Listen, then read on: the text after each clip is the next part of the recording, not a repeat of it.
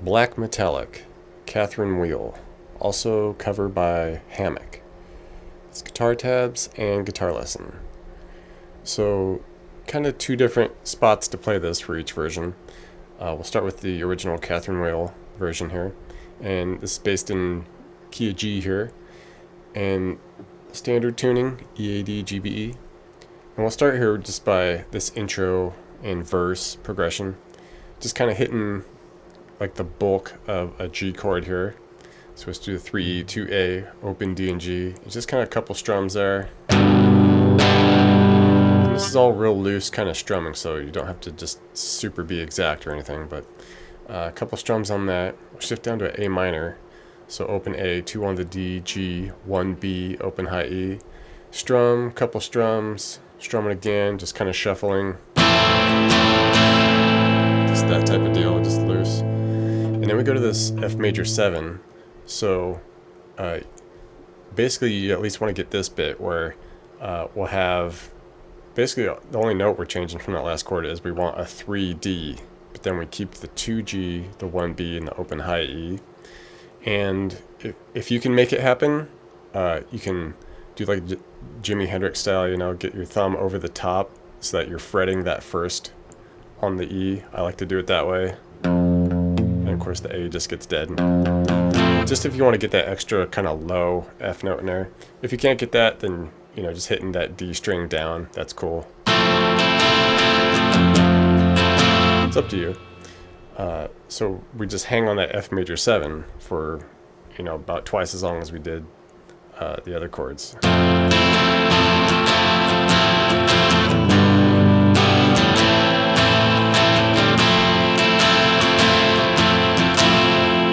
Okay, that type of deal. And we cruise through that through the intro and the verse, and then once we're getting into the chorus, there's kind of like these two quick hits of that G chord. And then we kind of get into the repeating part, which is we start with the F major 7. And with that, we just kind of give that 2 big strums. Shift up to a C chord, so we're just taking that 3 and 2 there on the D and G and just bringing it up a set. So now we got 3A, 2 D, and you can make the G string open, got the 1B, open high E, just regular C chord. Strum this out, a few strums. Then we land on the G, and we hang out on the G for, you know, a couple measures there. Just repeat those 3, the F to C to G.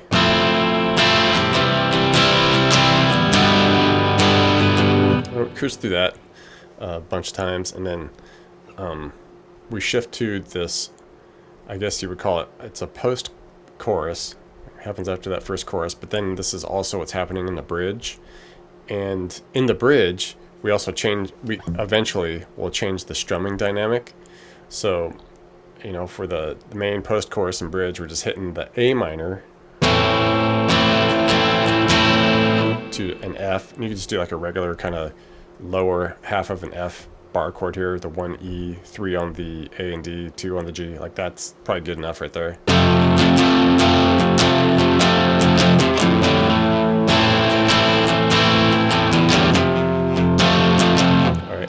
like I said, after a certain point in the bridge, we changed the dynamic on it where like the drums kind of start building, and we switched to like an eighth note, just kind of down strumming of it, and same chords, A to F, but we're just doing that style.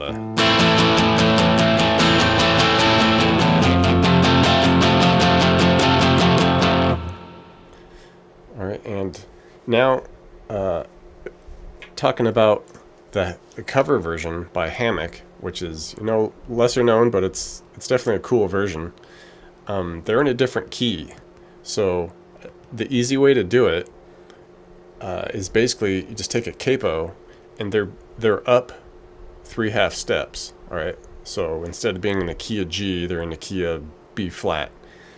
So what I like to do is just take a capo, put it on the 3rd fret, and essentially you can play everything just as we did with the Catherine Wheel version, but we're just playing relative to the capo now. All right, so we're just pretending like this is the nut. All right, so now we have like 1st fret, 2nd fret, 3rd fret, 4th fret, etc. So you can just take what we've already done and just play it relative to the capo here. And, you know, so we kind of make like we're doing the G here, but this is technically now a B flat. Okay, and they do a little something different here where it'll go into this C minor, which was the A minor that we were using, but they kind of like hammer on into it. So with this, they just kind of hit like an open A through high E real quick, and then just hammer onto the 2 on the D and G and the 1 on the B.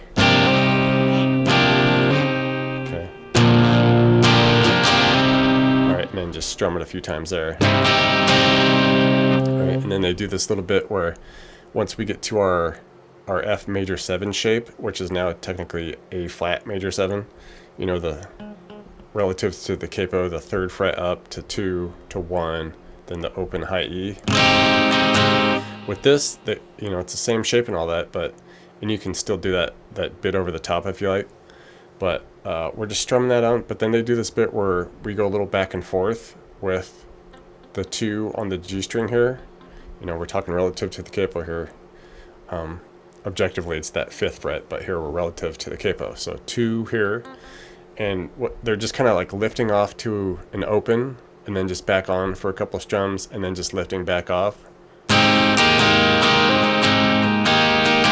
Right, they're kind of playing around with the chords a little more.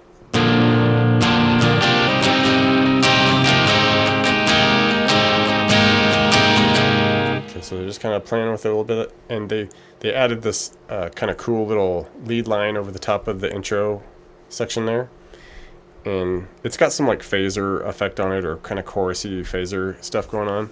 But basically, we're just on the G string, we're just sliding, and you know, I'll tell you the actual fret and the relative to the capo fret. So it's actual 10th fret here on the G, but relative to the capo, we're 7 frets up.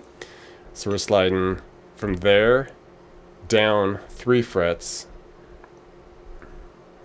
4 frets, and no, that was 3 frets. So down to the objective 7 relative to the capo, it's a 4th fret up. All right, that's what threw me. Okay, so just there to there, and then we drop down. Actual fret of 6 on the B, 6 high E. Okay, it's 3 frets up from the capo, and then back to the B string, 2 frets up on the B, and then the 5th fret up from the capo, 8th fret objective here.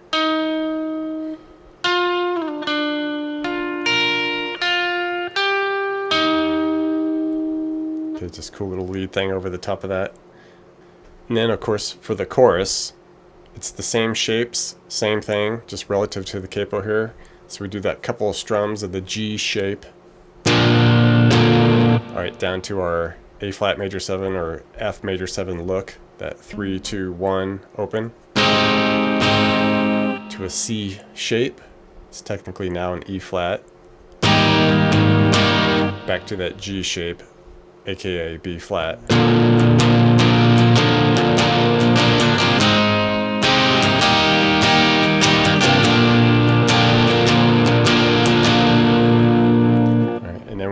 to our A minor, this post-chorus bridge look, the A minor shape, which is now technically C minor,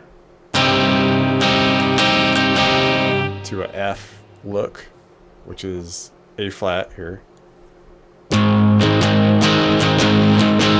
It's the same deal for the post-chorus. We just hang out with those chords just like that, and then into the bridge, do that a handful of times, and then switch to the more down strumming dynamic.